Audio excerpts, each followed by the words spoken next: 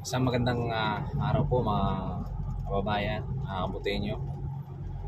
Gusto ko lang komentuhan yung sinabi ni President Duterte dun sa isang press conference niya nakaraan na kakausapin niya yung members or mga AFP personnel para tanungin kung ano ba talaga yung gusto nila. So, ako nagtatanong din, ano nga ba yung gusto ng AFP? Can you please enlighten us on this? So, ako nagtatanong lang din naman. Kasi meron tayong pinangangalagaan na seguridad. Kasi galing din naman na tayo sa loob ng sa serbisyo. Kaya, masabi ko na naintindihan ko sila. Pero, tayo po ba ay papayag na yung mga namumuno sa atin ay gumagamit or lulong sa droga? Tayong lahat. Pag nag-apply tayo ng trabaho, at habang nagtatrabaho, meron tayong mga medical certificate na ipinapasa bilang requirements. Kailangan din nila magpa-drug test. Katunayan na sila ay namumuno at nagdadala ng bansa natin ay walang bahid, kalukuhan, di ba? Kasi pinagkatiwala natin sa kanila yung ating bansa, ang ating seguridad.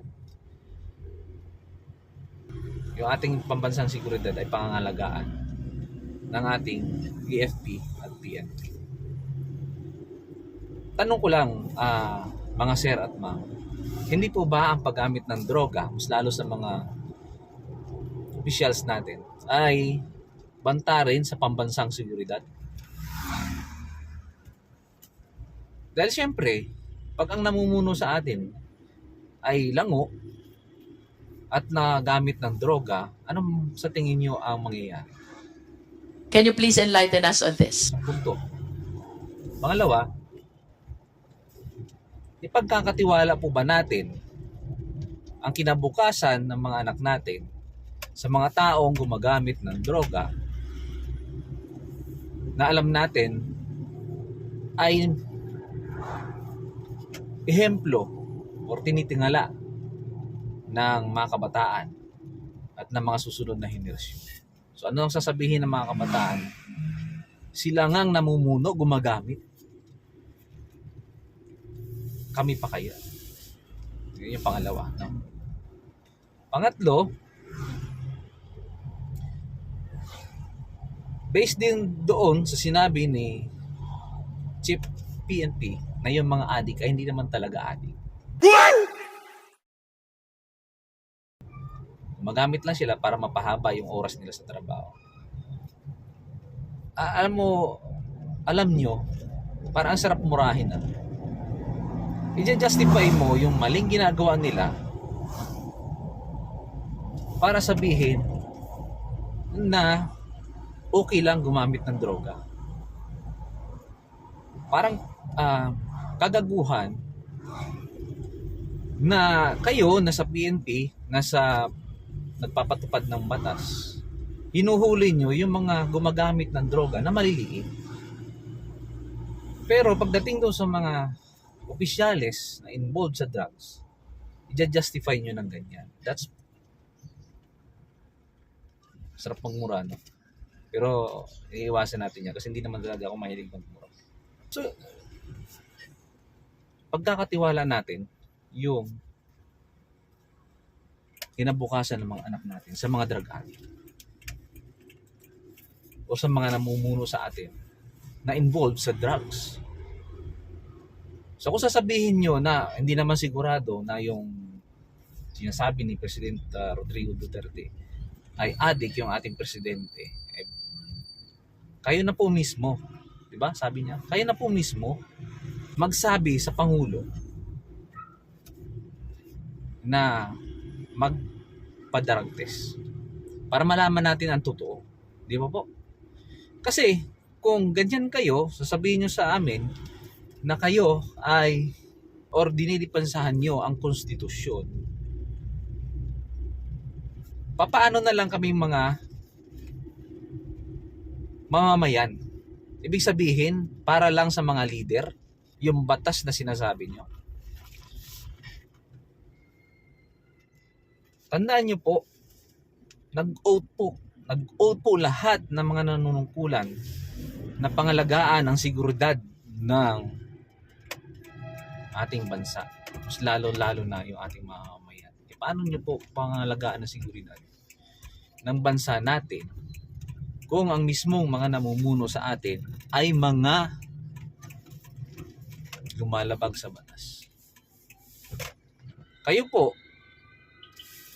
pag kayo nakagawa or simpleng mamamayan nakagawa ng kasalanan, nahulihan or nagpositibo sa drugs, ano ang mangyayari?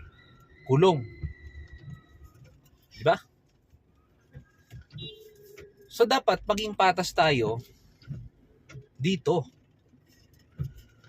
Hindi po tayo mamimili na porket nasa mataas na posisyon ay hahayaan na lang natin sila na gumawa ng kalukuhan, magnakaw, gumamit ng drugs. No? Ito nga yung nakakagalit na sa kabila ng mga nalalaman natin or sa kabila ng kahilingan ng taong bayan na mag-undergo ng drug test ng ating Pangulo, ay asan kayo? Taong bayan na ho yung nagde-demand. Baliwala po yung sinasabi nyong dinipensa, nirespeto niya ang konstitusyon. Sino ho ba ang bumubuo nito? Hindi lang naman yung presidente. Hindi lang naman yung mga namumuno. Lahat po tayo. So, gusto namin malaman mga sir at ma'am kung saan talaga kayo. Yan lang yung gusto namin malaman. Can you please enlighten us on this? Kasi kami, gusto namin pangalagaan yung seguridad, kinabukasan ng mga anak namin. Kasi kung kayo, naglulustay, ginagamit nyo sa pagdadrugs, yung mga perang sinisweldo namin sa lumayas na ho kayo diyan. Diyo po. Lumayas na po kayo. Dahil sayang ang pera ng mamayan sa pagpapasweldo sa inyo na kayo lang din naman ang sumisira. Diba? Huwag na tayo magbulahan, huwag na tayo maglukuhan mga sir at ma'am. Alam na alam natin kung ano yung pinoprotektahan nyo. Mas lalong-lalo na yung mga general. Mga sir, ma'am, sino po ba ang pinoprotektahan nyo? Taong bayan? Seguridad ng taong bayan?